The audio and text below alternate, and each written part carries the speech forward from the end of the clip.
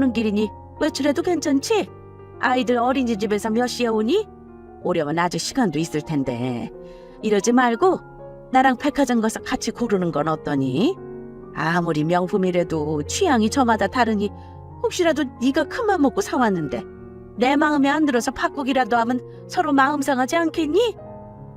아무리 생각해도 가치가 구매하는 게 내 마음에도 들고 네가 동서 보기에 형님 이신도 서고 그럴 것 같다. 어서 나갈 준비하거라. 너희 집에서 백화점도 가까우니까 택시 타고 잠깐 갔다 오면 되지. 예, 이렇게 앉아서 이야기할 게 아니라 나가면서 이야기하자꾸나. 뭐하니? 가방 안 들고. 30분 넘게 어머님이 하시는 말씀을 듣고만 있었어요. 별다르게 대꾸할 가치도 모르겠고 전 남편은 제가 예민해서 이혼 안 하면 죽을 것 같다고 난리치자 마지못해 이혼했지만 아이들 크고 정신적으로 여유가 생기면 다시 합칠 생각을 하고 있었습니다. 그래서 양가 부모님께 말하지 말라 했고요. 원래 친정은 거의 저랑 애들만 가서 이혼하고도 별다르게 이상하게 느끼지 않으셨어요. 시어머님 역시 자주 왕래하거나 보는 사이는 아니어서 명절도 이제 뜸하게 가거나 안 가고 생신 때 밥 한 끼 애들 보여준다 생각하고 지내던 터라 굳이 이혼했다는 이야기를 할 필요가 없었습니다. 그런데 좀 난처해졌어요. 이혼한 마당에 제가 어머님한테 뭔 해드릴 건 없으니까요. 더군다나 혹시라도 제가 마음에 안 드는 거 사올까봐 같이 쇼핑 가자는데 더더욱 그럴 일은 없잖아요. 아니에요, 어머니. 여기 제가 카드 드릴게요. 어머님이 보시고 마음에 드시는 거 사세요. 어머님 말씀대로 취향도 다르고 제가 고르는 것보다 어머님이 고르시는 게 더 맞는 것 같아요. 어머, 이렇게 말이 잘 통하는 애가 왜 나랑 못 살겠다고 분가했는지 몰라? 그래, 잘 생각했다. 같이 간다고 해서 취향이 같은 것도 아니고 너 들고 다니는 가방 보니까 나랑은 영 취향이 안 맞는 것 같은데 괜히 같이 가서 마음 상하면 안 되지. 우리 큰 며느님이 생각보다 속도 깊으시고 현명하시네요. 네 카드는 내가 잘 쓰고 돌려주마. 그래도 양심껏 너무 비싼 건 안 살 테니 걱정하지 말고. 시어머님은 원하는 걸 얻으셨는지 내심 흡족해 하셨습니다. 같이 쇼핑 가는 것도 어색하고 제 눈치 때문에 마음에 드는 가방도 혹시나 못 고를 수 있는데 그런 점에서 제가 센스 있게 카드를 잘 넘겨줬다고 칭찬까지 해주셨으니까요. 그 시커먼 시어머님 속내를 누구보다 잘 아는 저는 그냥 내내거리고 있었습니다. 왜냐하면 이혼하면 전 남편이 생활비로 쓰라고 준 카드거든요. 제 명의가 아니라 전 남편 명의여서 쓰는 만큼 고스란히 전 남편에게 가니 제가 손해볼 일이 하나도 없었어요. 저는 프리랜서로 일하고 있어서 어머님은 아마 제 카드를 줬다고 철석같이 믿는 것 같았습니다. 별다르게 명의 확인도 안 하고 냉큼 받으시더니 혹시라도 제 마음이 변할까봐 커피를 반도 못 드시고 황급히 나가셨거든요. 지우야, 나 먼저 갈게. 병원 다녀와서 힘들 텐데 애들 어린이집에서 오기 전에 쉬어라. 아까는 병원 갔다 와서 나갈 채비했으니 바로 나가도 되겠다 생각하셨으면서 이제는 제가 병원 다녀와 컨디션이 좋지 못할 테니 쉬라고 말씀하시네요. 어찌나 속으로 우습던지 사람 마음이 참 간사하구나 싶었습니다. 전 남편인데 시어머님이 카드 가져갔다고 말해줄까 하다가 말았어요. 카드 사용하면 사용 금액 오는 것도 제 핸드폰으로 오거든요. 이혼하면서 애들 생활비로 받았는데 목록 하나하나 전 남편한테 가면 보고하는 것도 아니고 스트레스 받는다 생각해서 제 폰으로 아예 돌렸습니다. 평소 사치하는 성격도 아니고 아이들 어려서 사용하는 것 뻔하니 전 남편도 별다르게 말하지 않고 그렇게 지내고 있었고요. 하지만 시어머님이 카드를 가져가셨으니 금액이 커질 텐데 미리 언질이라도 줘야 할까 싶었지만 어차피 지 부모님이니 뭐 어쩌겠어요 하는 생각도 있었습니다. 저 역시 그래도 시어머니 말리지 그랬냐는 말을 제게 한다면 아는데 그래도 어머님이 하고 싶다는데 어떻게 바로 맞받아치고 싶다는 생각이 조금 들기도 했고요. 띵동! 시어머님이 나가시고 몇 시간이 지났을까요? 아이들 하원 시간이 다가와 집 정리를 마저 하고 간식을 준비하고 있는데 문자가 왔습니다. 무슨 내용인가 보니 어머님이 그새 나가셔서 가방을 구매하셨는지 결제 목록이 온 거였어요. 저에게 동서 2배 정도 되는 금액의 가방을 사야 큰형님으로 명목이 선다고 말씀하시더니 정말 1,000만 원이 넘는 가방을 결제하셨더라고요. 항상 아이들 명목으로 쓰는 거라 한도를 정확히 몰랐는데 1,000만 원 넘는 게 막상 결제되니 신기했습니다. 알아보니 한 카드를 오래 사용하고 가전이나 가구, 자동차처럼 큰 항목을 꾸준히 구매하면 한도가 는다고 했어요. 결혼 초에 만들어 시동 가구, 가전, 그리고 자동차도 2대나 이 카드를 이용해 샀으니 1,000만 원 정도는 별거 아니겠구나 짐작만 했어요. 시어머님이 원하시는 거 얻으셨으니 더 이상 쓴다 생각도 못했고요. 그런데 1시간 정도 지났나? 200만 원 조금 넘는 금액이 추가 결제되었습니다. 무슨 일이지? 싶었는데 시어머님께 바로 전화가 왔어요. 지우야, 내가 고마워서 너 주려고 지갑 하나 작은 거 샀다. 내가 돈이 넉넉하면 내 돈으로 사주고 싶은데 그러지 못하니 내가 너 생각하면서 너한테 어울리는 디자인으로 고른 거니 잘 가지고 다녔으면 해. 그리고 내 가방은 잘 샀다. 너랑 같이 왔으면 눈치 보여서 좀 더 낮은 가격에 고를 뻔했는데 마음대로 쓰라고 준 거니 내가 생각한 예산 범위에서 골랐어. 혼자 가니 구경도 실컷 하고 마음에 드는 거 골랐지 뭐니? 사진 찍어 보내줄게. 너도 디자인 좀 봐두렴. 동서 보기 전 너 먼저 보여주는 거야. 네가 사준 거니까. 우리 큰며느리가 사준 가방 내가 동네방네 자랑하고 다닐게. 너도 어디 가서 시어머님한테 명품 가방 선물한 착한 며느리라고 자랑하고 다니렴. 시어머님은 저를 생각하는 뉘앙스로 말했습니다. 누가 들으면 정말 며느리 생각하는 시어머님 사랑이 과분해 눈물이라도 흘리겠어요. 형편이 넉넉지 못해 저에게 선물을 늘 해주고 싶었지만 못해준 게 마음에 걸려서 제 카드지만 선물해주고 싶은 마음을 담아 골랐답니다. 청취자분들은 이해 가세요? 제가 원하지도 않은 지출을 하며 저에게 필요도 없는 지갑을 선물하는 꼴이죠. 그래도 화는 안 났어요. 네, 맞습니다. 이건 전 남편 카드니까요. 제가 돈 내지 않아도 되니 제 카드였다면 어처구니없고 화날 순간이지만 화는 안 내기로 저를 다독였어요. 그리고 어머님이 주신 사진을 보니 헛웃음이 났습니다. 저도 아직 못 사본 에르메스더라고요. 오은영 박사님이 즐기는 브랜드라고 한때 방송에서 나온 적 있어 모던한 스타일이 참 예쁘다 생각한 적이 있어요. 능력 있는 사람이 사는 거야 잘 어우러지고 부러울 수 있는데 시어머님은 말씀하신 대로 형편이 안 되는데 다른 사람 등쳐먹는 걸로 가방을 산다는 게 좀 우스웠습니다. 지우야, 가방이 이쁘지? 금쪽 같은 내 새끼 나오는 오은영 박사가 그렇게 에르메스를 좋아한다잖니. 점잖으신 분이 선호하는 브랜드라 그런지 나도 하나 갖고 싶었는데 이렇게 갖고 나니까 그렇게 만족스럽다. 카드는 내가 가져다 줘야 하니? 쇼핑해서 피곤한데 네가 가지러 오는 건 어떠니? 아니다. 예, 주말에 내 생일에 가족들 모이잖니. 어차피 그때 보는데 번거롭게 뭘 오가니? 그때 줘도 되지? 시어머님은 카드 가져갈 때는 그렇게 좋아하시더니 막상 줘야 한다고 생각하니 싫으셨는지 쇼핑에서 피곤하니 주말에 제가 시댁에 갈 때 가져가라 말씀하셨습니다. 어차피 제 카드도 아니고 어머님이 원하시는 거 구매하셨으니 볼 일도 끝났겠다. 그러라고 했어요.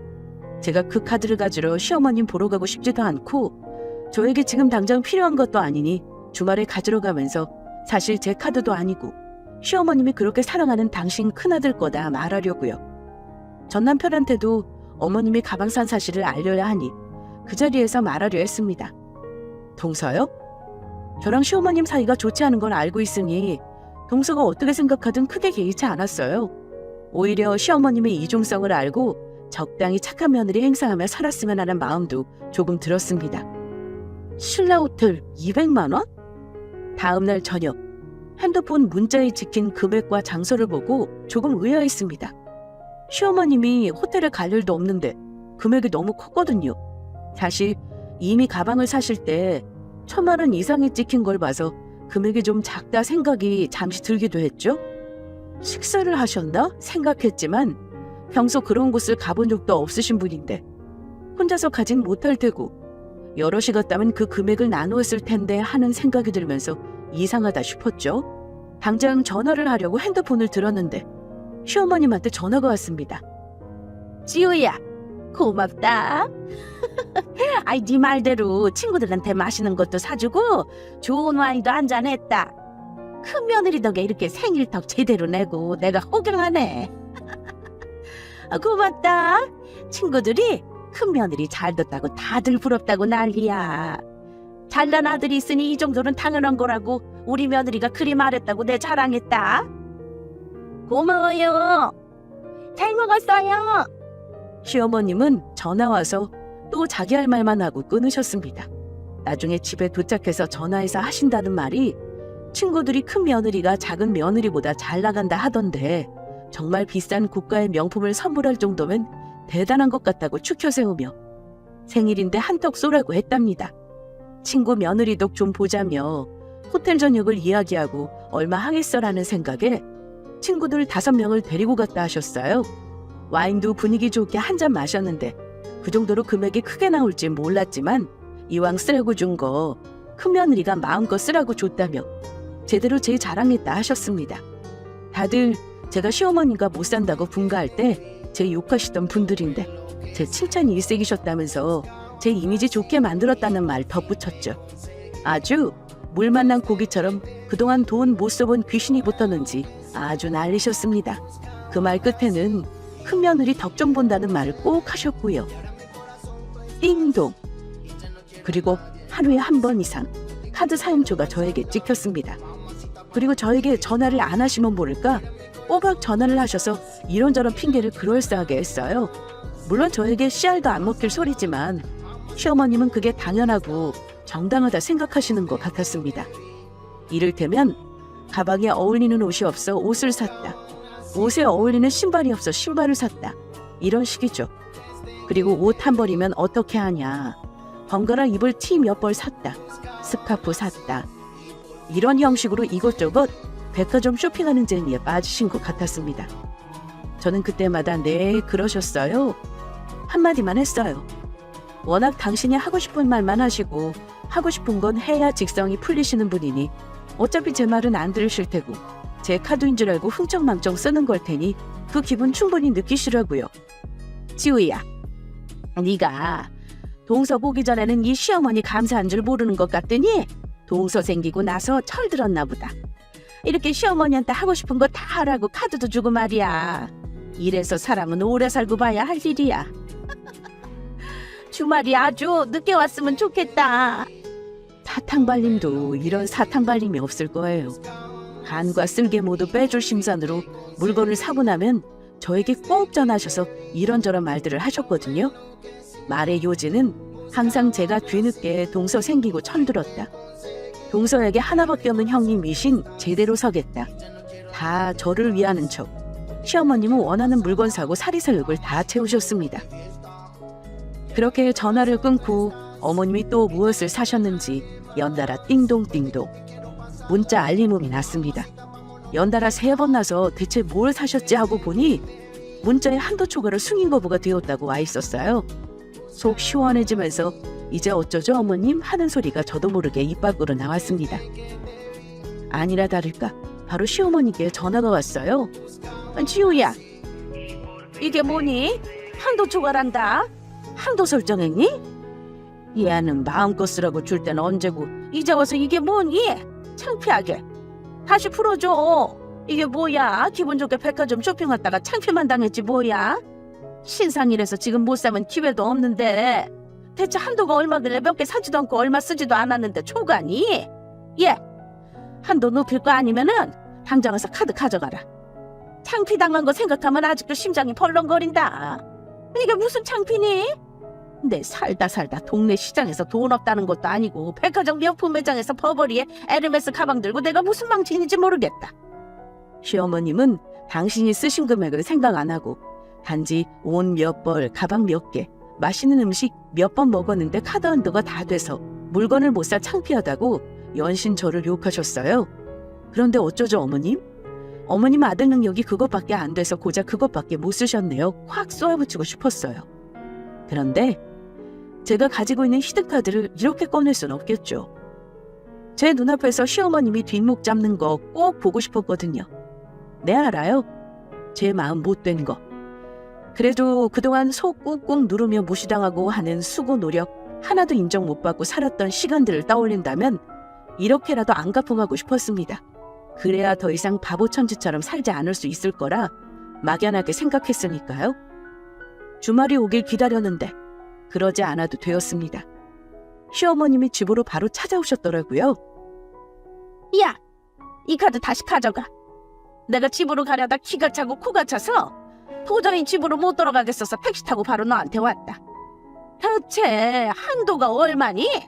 얼마길래 가방 하나 더 사러 갔는데 직원이 몇 번이나 긁는데 한도 초과하고 내가 거기서 창피를 당해야겠니? 역시나 시어머님은 노발대발. 집에 들어오셔서 앉지도 않으시고 역정내셨습니다.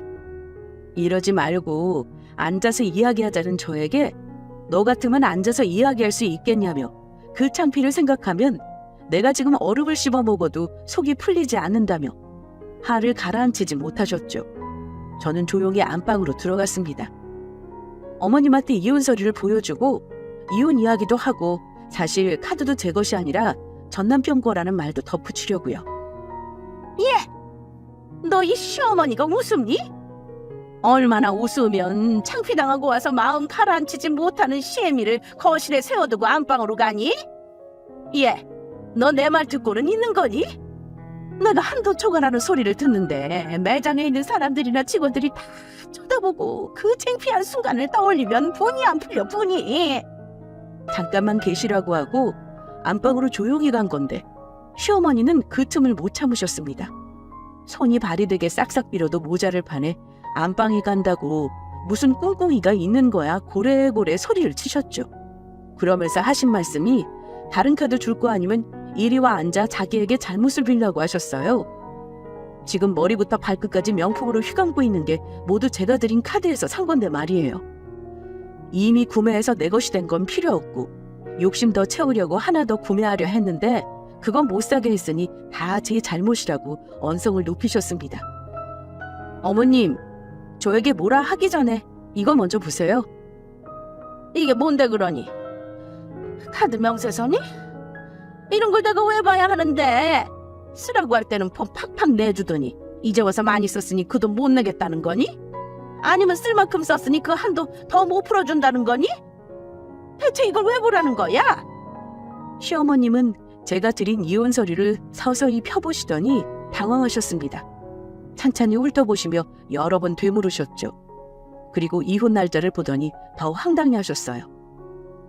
그러시겠죠. 이혼한 지 8개월이 넘었거든요.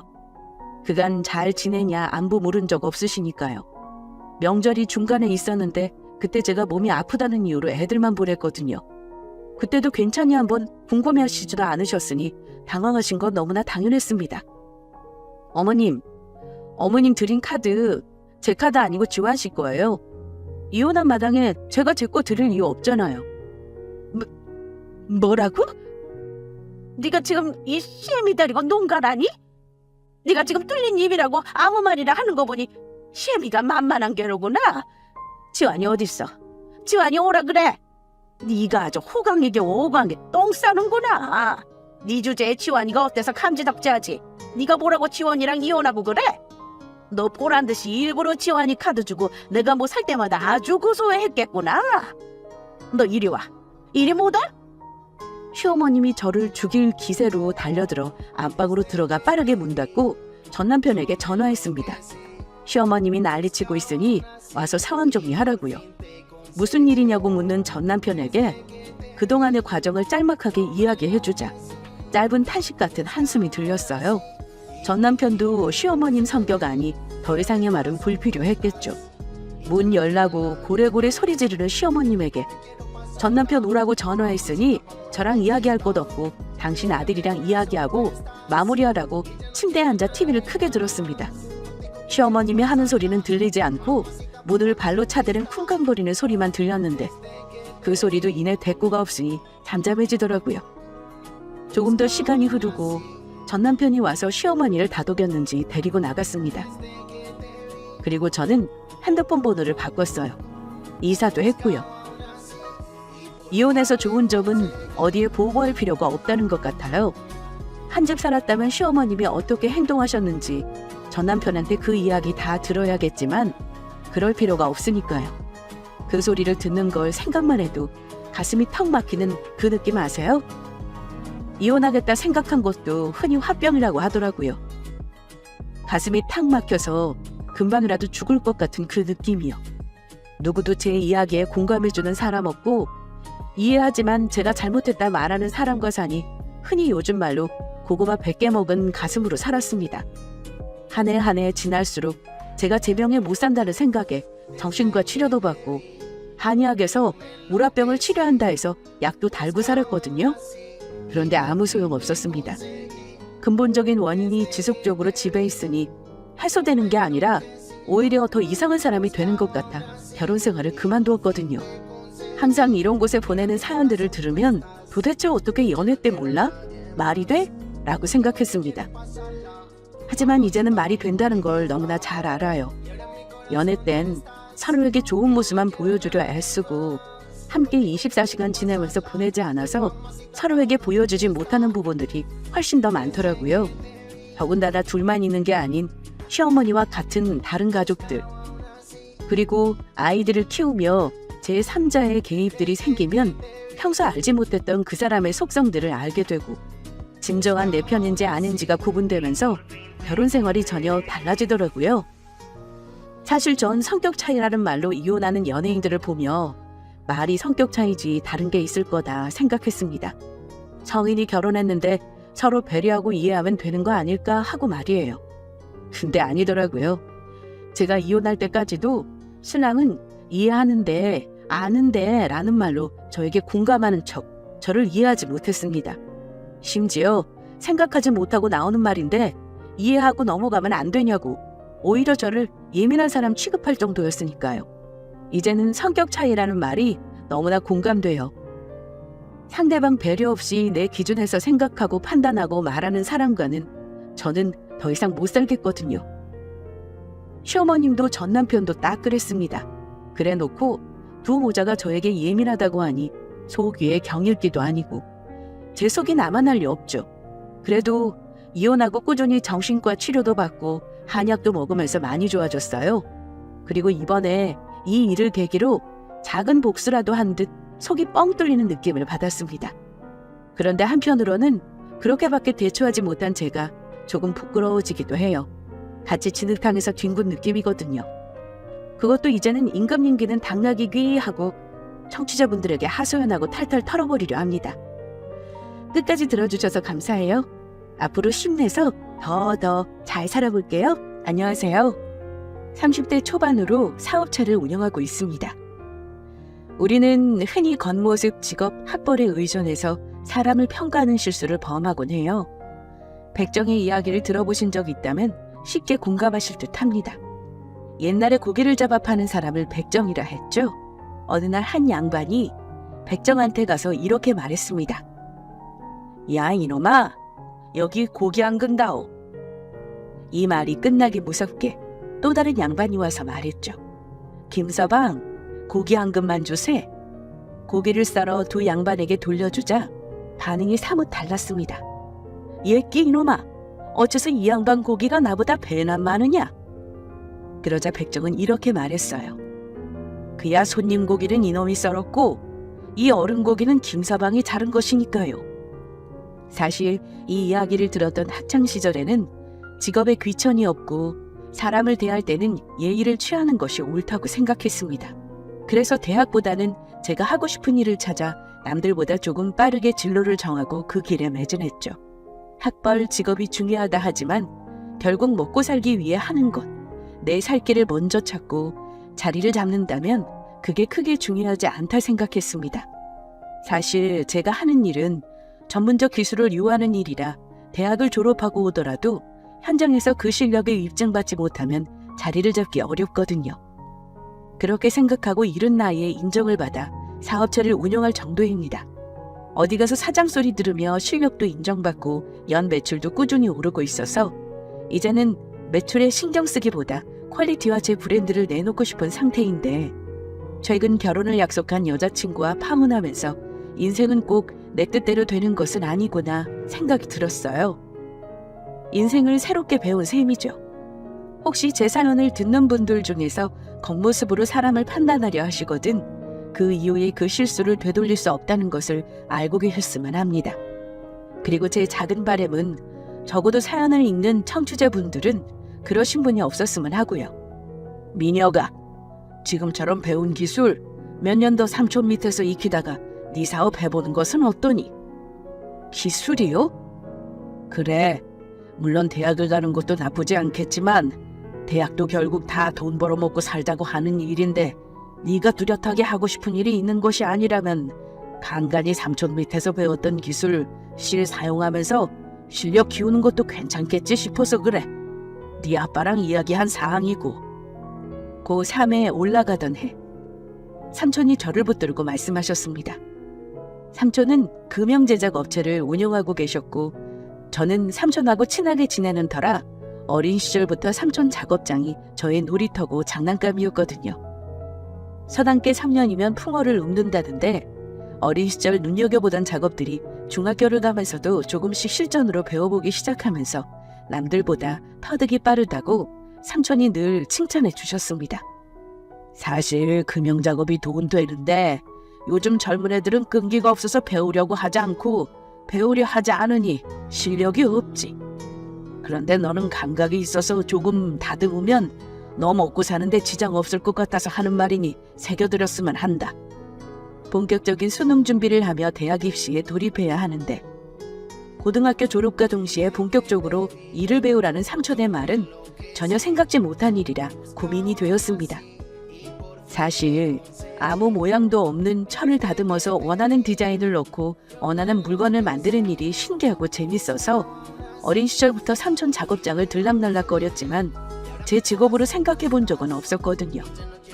다만 취미를 가진다면 내가 만들고 싶은 제품들을 만들어 인테리어로 두면 좋겠다 생각한 적은 있었습니다.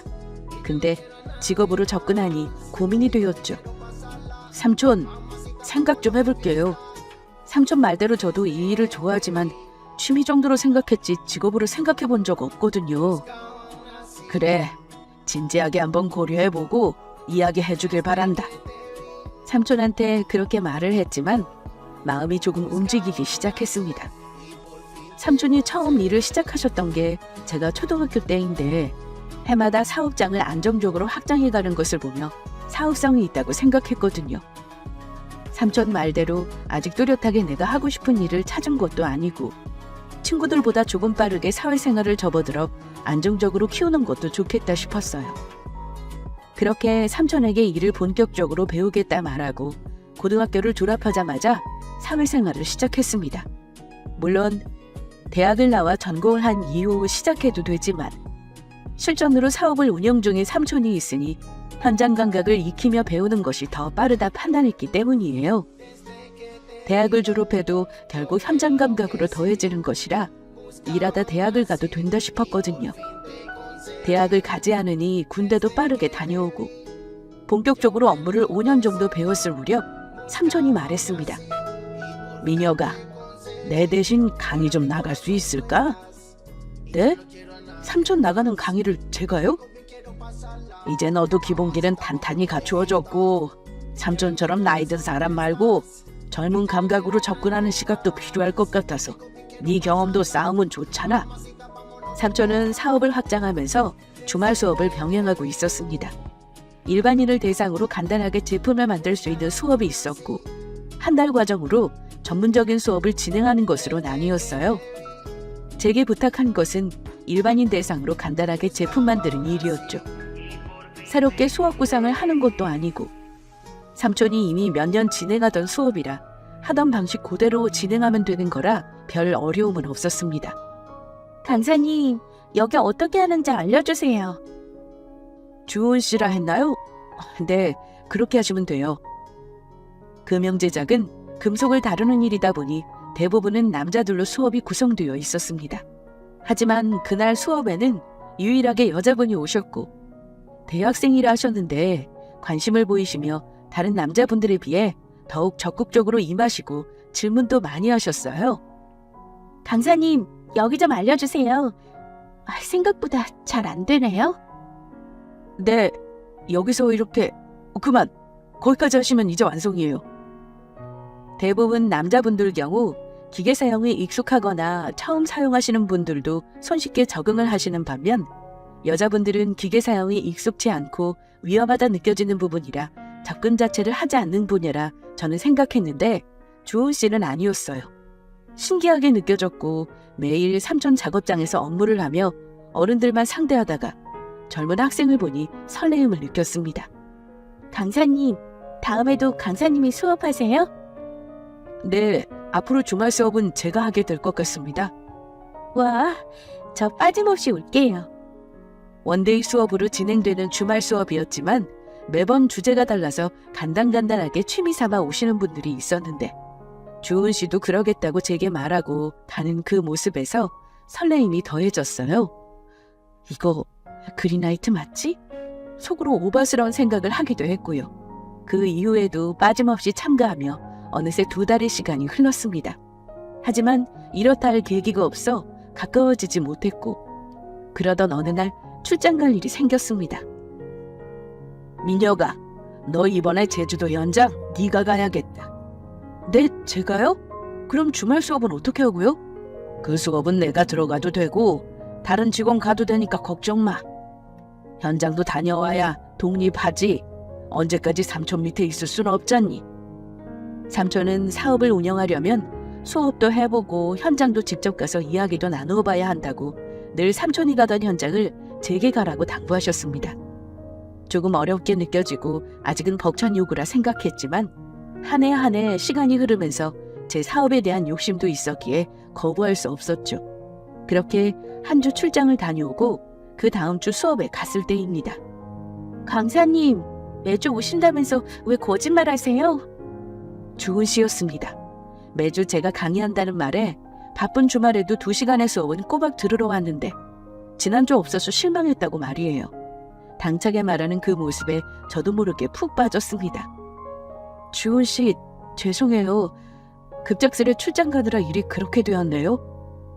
여기 핸드폰 번호 남겨요. 앞으로 주말에 수업 못 오게 되면 미리 연락이라도 주던가요. 조금은 당황스러웠지만 제 핸드폰 번호를 주은 씨에게 남기게 되었고 그렇게 사적으로 연락하는 사이가 되었습니다. 주은 씨는 저보다 3살 아래였고 대학을 막 졸업하고 사회생활을 시작하기 전 취업을 준비하는 동안 취미 겸 시간을 보람되게 보낼 겸 금형을 배우기 시작했다고 말했어요. 다른 것들도 찾아보았는데 차다고 느껴지는 금속을 변형시켜 다양한 변화를 주는 재미, 매력에 빠졌다는 말을 더했습니다. 사실 저도 그래서 금형이 매력적이라 생각했는데 주은 씨도 저랑 생각이 같다니 신기하네요. 정말요? 와, 우리 천생연분인가 봐요. 뭐라고요? 그렇게 서로의 마음을 알게 되고 자연스러운 연인 사이가 되었습니다. 그 무렵 일에 새로운 변화가 생겼어요. 민혁아, 이제 근 10년이 접어드는데 너도 너지만 네 운영체를 만들어 보는 건 어떠니? 벌써요? 그만큼 삼촌 밑에서 배웠으면 되었다. 말이 10년이지. 초등학교 때부터 줄기차게 삼촌 작업장 오갔으니 웬만한 20년 기술자에 비해 모자라지 않다 생각해. 너는 감각도 있고 싹싹해서 잘할 거라 믿는다. 삼촌이 그렇게 말씀해 주시니 저 할 수 있을 것 같아요. 네가 맡고 있는 업체 5군데 네가 가지고 가라. 내가 너에게 이 일을 하자고 했으니 내가 독립할 때도 힘들지 않게 해주는 게 맞는 것 같다. 삼촌, 그러면 삼촌은 어쩌시려고요? 너 나 모르냐? 그거 아니어도 나 관리할 것 많다. 이제 나이가 들었는지 적당히 하고 싶다는 생각이 드는구나. 감사해요, 삼촌. 하지만 삼촌 밑에서 제가 하는 업무들을 병행하면서 수익을 가져가는 것은 어떨까요? 어떤 것을 말하는 거니? 사업 구상을 하면서 다방면의 생각을 해보았습니다. 삼촌 말대로 독립을 하는 것이 물론 결과적으로 나을 수 있지만 저 혼자 장비를 새로 사고 밑바탕부터 시작하자면 시간이 너무 많이 소요된다 생각했어요. 대신 삼촌이 기존에 가지고 있는 인맥, 실력, 인지도에 저의 새로운 사업 방안이 더해져 시너지 효과를 낸다면 제가 별도로 사업을 시작하는 효과에 삼촌 역시 저에게 별도로 사업체를 떼어주는 부담감을 줄일 수 있으니 결과적으로 윈윈이라 생각했습니다. 어떤 시장이든 시장의 한계성은 있고 독립을 한다면 그 시장을 나누어 먹는 것이니 결과적으로 삼촌이나 저나 좋을 것이 없다는 생각인 거죠. 대신 제가 더해가는 사업으로 확장한다면 새로운 시장의 유입으로 삼촌과 저는 더 크게 확장된 사업을 할 수 있다 싶었습니다. 삼촌, 요즘 캠핑 장비들이 인기를 끌고 있잖아요. 금형 디자인을 이용해서 다양한 상품을 내놓는 거예요. 그리고 금형 말고 원목으로 이용해 제품을 만드는 것도 함께 하고요. 제 사업 구상을 듣는 삼촌의 얼굴은 사뭇 진지해졌습니다. 한우물만 깊이 파셨고 이제는 인지도도 있고 사업도 안정적으로 운영되고 있었기 때문이에요. 고민을 하는 삼촌의 얼굴은 이내 웃음꽃이 피었습니다. 민혁이 이제 그렇게 큰 거니? 네 말대로 다양한 상품군을 형성한다면 이 업계에서 더욱 탄탄해지겠구나. 그래, 최 사장. 비용에 대해서는 어떻게 이야기하면 될까? 최 사장, 삼촌 뭐예요, 낙한지럽게. 아니지. 직함은 제대로 해야지. 이제 최 사장으로 하나의 사업장을 같이 운영하는 책임감을 가졌으니 대우는 제대로 해줘야지. 정말 감사했습니다. 삼촌으로 이 일을 시작했고 새로운 제안에도 기꺼이 응해주시면서 그의 동등한 대우까지 해주시는 모습에 더 열심히 해야겠다 생각했어요. 그렇게 한참 바빠지기 시작했죠. 오빠, 요즘 너무 바쁜 거 아니야? 삼촌이 너무 부려먹으시는 것 같아. 아니야. 이번엔 새로운 재료가 더해지면서 연습할 시간이 필요해서. 연습? 오빠 금형 쪽 일 잘하는 거 아니었어?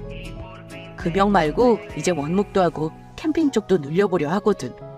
주은이 집 앞 커피숍에 만나 이야기를 나누고 있었는데 커피숍 창문에서 누군가가 빤히 쳐다보는 것이 느껴졌습니다.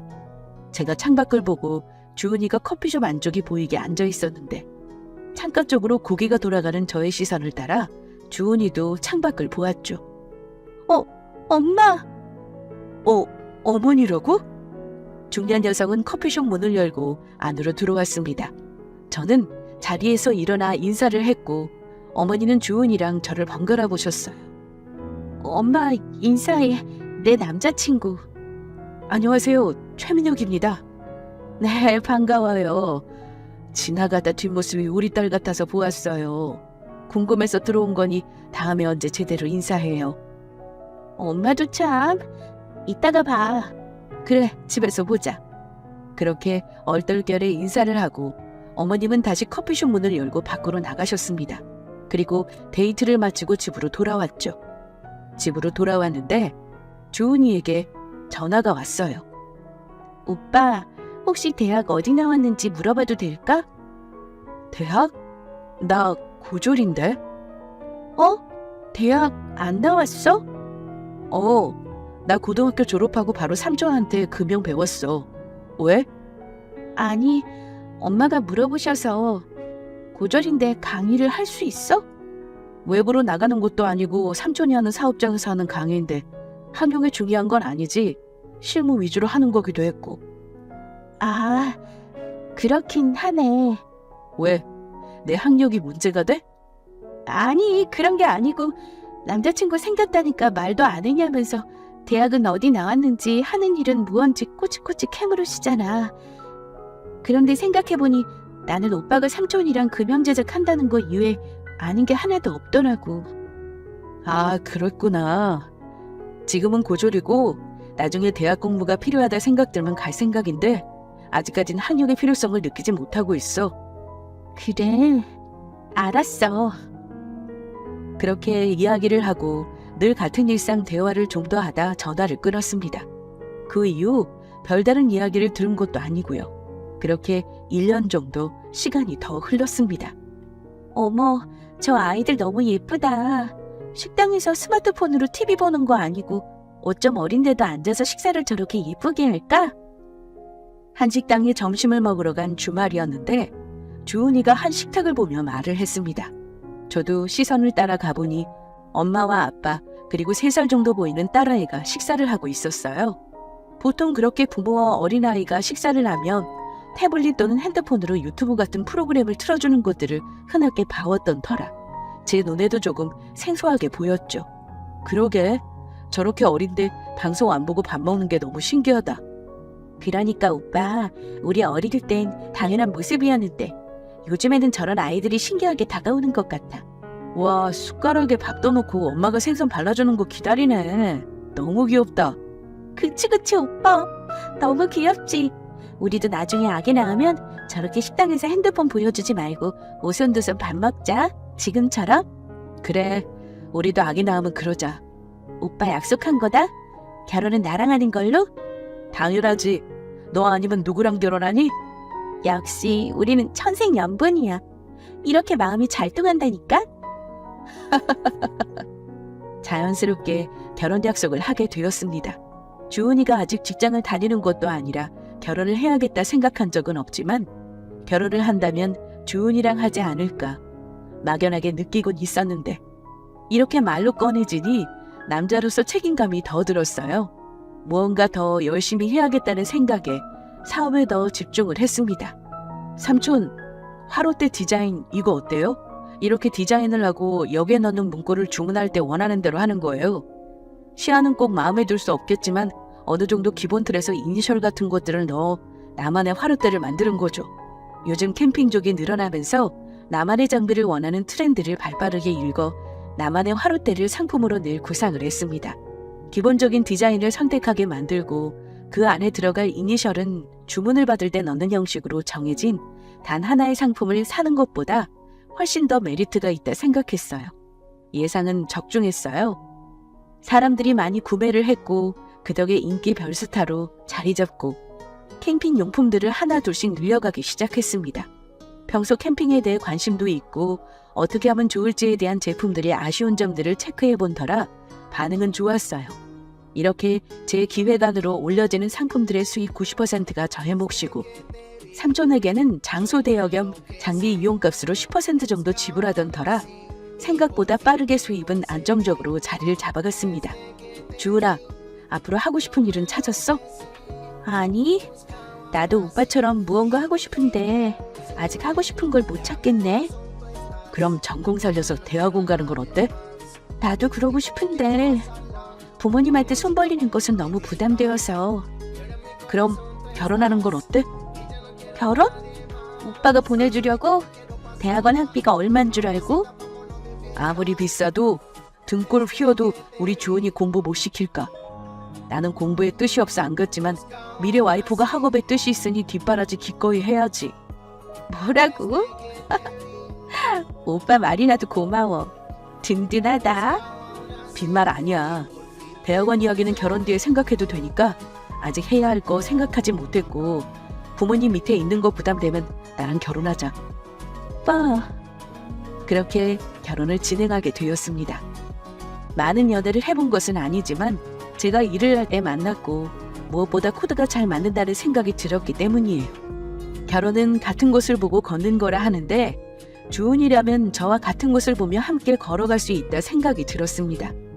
물론 직장을 다니고 하고 싶은 일을 찾은 뒤에 해도 좋았겠지만 제 일이 안정적으로 자리를 잡아가면서 고생시키지 않고 주은이가 할 수 있는 꿈을 찾는데 뒷바라지 해줄 수 있다는 생각이 들었어요. 그리고 결정적인 계기는 대학을 졸업한 주은이지만 저의 고등학교 졸업을 부끄러워하지 않는 태도였습니다. 지난번 커피숍에서 우연히 주은이 어머님을 만난 이후 제가 고등학교 졸업한 것을 알았지만 그 이후에 달라진 점이 없었거든요. 오히려 그 이후 결혼에 대해서 넌지시 이야기를 비추며 생각이나 마음가짐 그리고 저에 대한 진심을 보았을 때 주은이라면 아낌없는 지원을 해주는 것이 당연하다 생각했습니다. 오빠, 주말에 엄마가 시간 되냐는데? 엄마가 한번 다시 제대로 보고 싶대. 그래, 지난번 너랑 이야기하다 어머님 처음 뵙던 그 커피숍에서 보는 건 어때? 나야 좋지. 오빠가 동네까지 오면 엄마가 약속 장소 나가기도 편하고. 그래, 그럼 이번 주 토요일 2시에 만나자. 그래, 그럼 그날 봐. 제가 주은이에게 프로포즈 아닌 프로포즈를 하고 결혼 약속을 잡은 이후 며칠이 지났을까. 주은이가 결혼 이야기를 어머니에게 한 모양이에요. 다시 한번 보고 싶다는 말에 주말로 약속을 잡고 뵙기로 했습니다. 집으로 찾아갈까 생각해 본 것은 아니지만 어머님께서 집으로 오라고 말씀해 주신 것도 아닌데 집으로 찾아간다면 손님을 대접하기 위해 조금은 번거로우실 수 있다고 생각했어요. 가볍게 이야기를 나누고 다음번에 정식으로 집으로 찾아뵙겠다고 말씀할 생각이었죠. 그렇게 주말이 되었습니다. 오빠 여기야. 커피숍으로 들어가 주은이를 찾는데 안쪽에 자리 잡고 저를 보고 손 드는 주은이. 그 옆에 어머니 계셔서 고개를 숙이고 인사를 하며 테이블로 다가서는데 어머님 얼굴이 조금 어두운 듯한 느낌이 들었습니다. 자네는 옷이 그것밖에 없나? 네? 제 옷이 왜요? 가방끈이 짧아서 그런가? 어른들 만나는데 예의 없게 옷차림이 그게 뭔가? 엄마, 그게 무슨 소리야? 예, 넌 가만히 있어. 배우지 못하면 예의라도 있어야지. 예비 장모 처음 인사드리러 오는데 자네 그 옷차림은 지난번에도 입었던 옷 아닌가? 아닙니다. 지난번 입은 옷과 다른 옷입니다. 뭐 아닌가? 등산복 같은 그 차림, 그게 그거구만. 어머님은 저를 보자마자 옷차림으로 나무라셨습니다. 제가 즐겨 입는 옷들이 등산복과 같이 기능성 옷으로 땀 흡수가 잘 되고 잘 마르는 재질로 되어 있는 일반적인 티였습니다. 등산복처럼 자크 형식도 아니고 U자 형식의 기본 티로 바지 역시 면바지가 아니라 기능성 바지라 조금 달라 보일 수 있지만 요즘에는 일반적으로 편하게 많이 입는 옷이고 깔끔해 보이는 옷이었는데 마음에 안 든다고 하시니 의아했어요. 어머님, 제가 하는 일이 금형이라 땀이 많이 나는 현장 일이거든요. 이 옷차림이 땀 흡수도 잘 되고 마르기도 잘 마르고 급하게 거래처 갈 때도 깔끔하게 입을 수 있어서 입은 건데 왜 마음에 안 드세요? 그러니까 현장에서 입는 옷이 다 그렇고 그렇지. 사무실에서 일한다면 기본 세미 정장이라도 정장 바지에 구두같이 좀 더 말끔하게 입지 않겠나? 신발도 애도 아니고 운동화가 뭔가? 엄마는 왜 민혁 오빠 옷차림 가지고 그래? 깔끔하고 문제 없구만. 넌 모르면 가만히 있어. 누가 어른들 만나는데 구두에 정장도 아니고 운동화에 어디 놀러가는 차림으로 만난다 그래? 엄마, 자네 삼촌 밑에서 일 돕는다고 하던데 어디 그래서 결혼 생활은 안정적으로 할 수 있겠나? 자네 삼촌한테 돈은 제대로 받고 있는가? 받는 돈은 얼마나 되나? 1년에 4천 정도는 됩니다.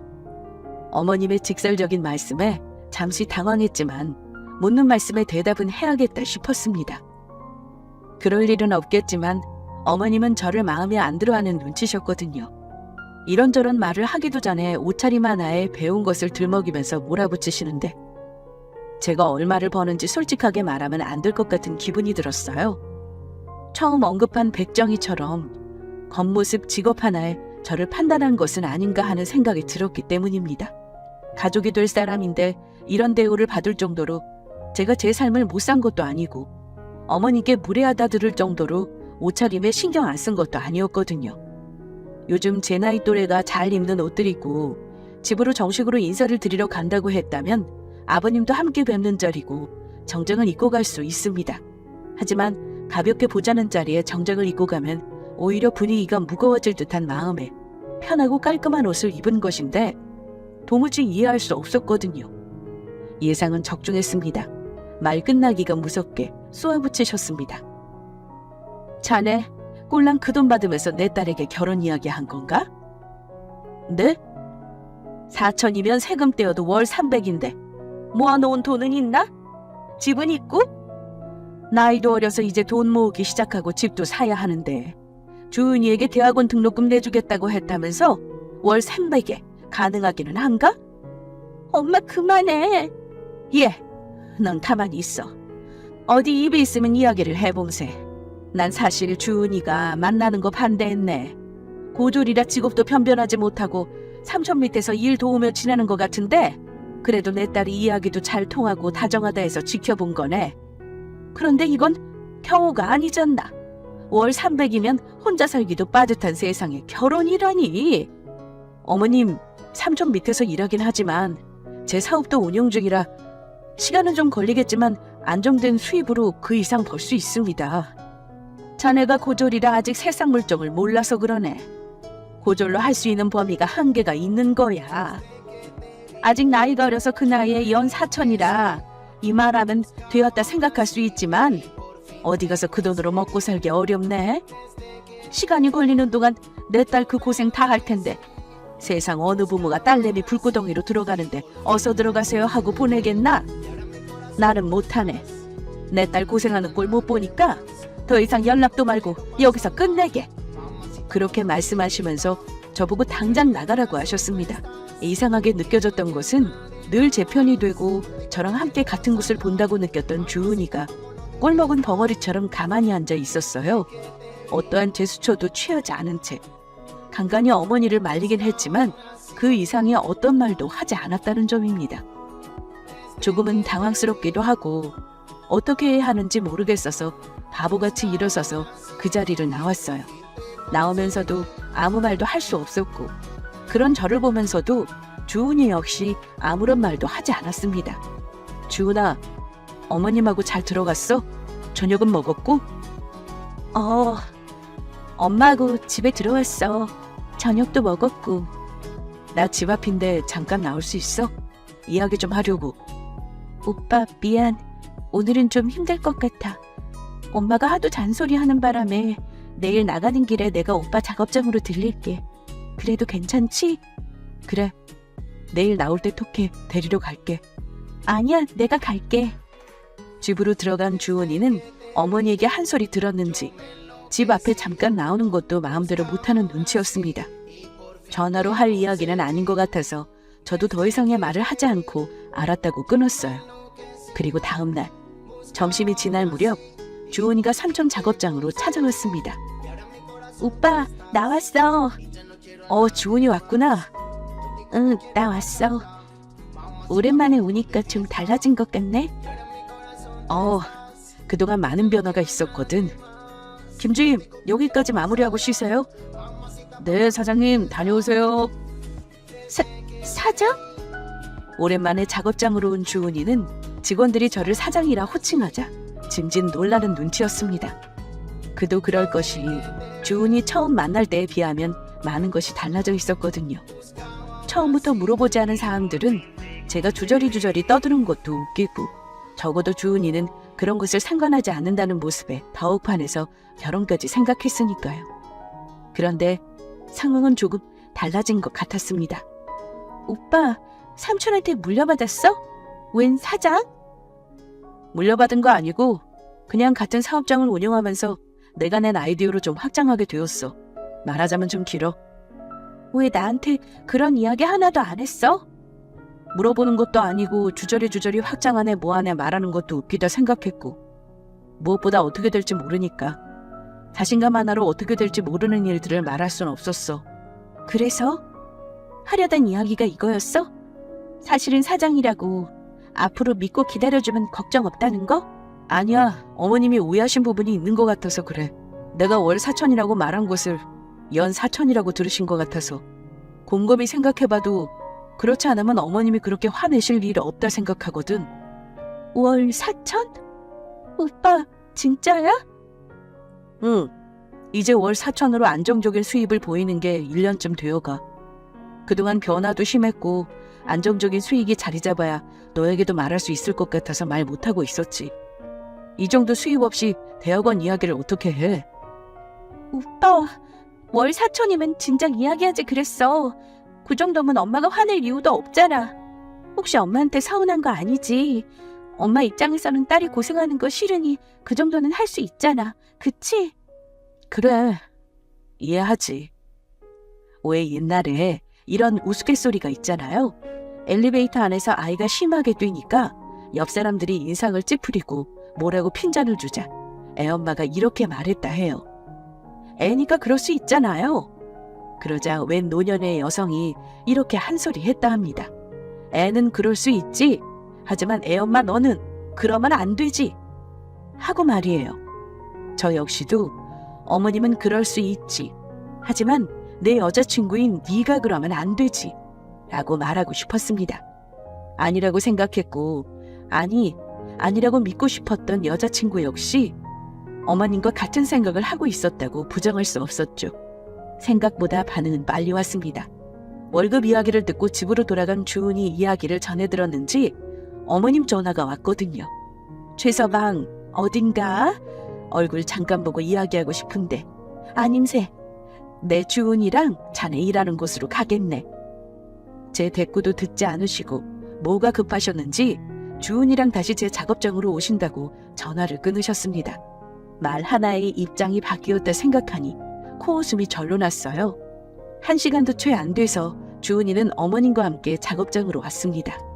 최서방, 그렇게 비싼 옷을 입고 이렇게 작업을 하다니 내가 몰라봤네. 내가 옛날 사람이라 정장 아니면 예의 없다고 생각했네. 내 생각이 짧았네. 오빠, 엄마가 내가 긋고 말리는 대로 얼굴 보고 사과하는 게 맞다고 하셔서. 최서방, 주은이에게 이야기 들었네. 나는 주은이가 자네 능력 있고 일을 잘하고 실력이 있다고 말해도 날 결혼시키는 입장에선 돈 걱정 안 하는 부모가 어딨나? 연 4천이면 보낼 수 없지만 월 4천이면 내 걱정 없이 보낼 수 있지.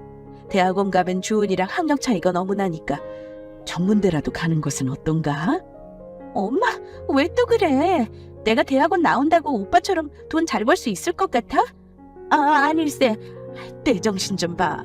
월 4천 버느라 정신없는 사장님이 건강 생각해야지. 대학이 뭔 대수라고. 최 사장, 양가 상견례도 하고 차근차근 일을 진행해 보게나.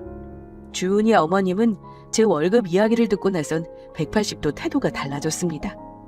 역시 돈에는 장사가 없다고.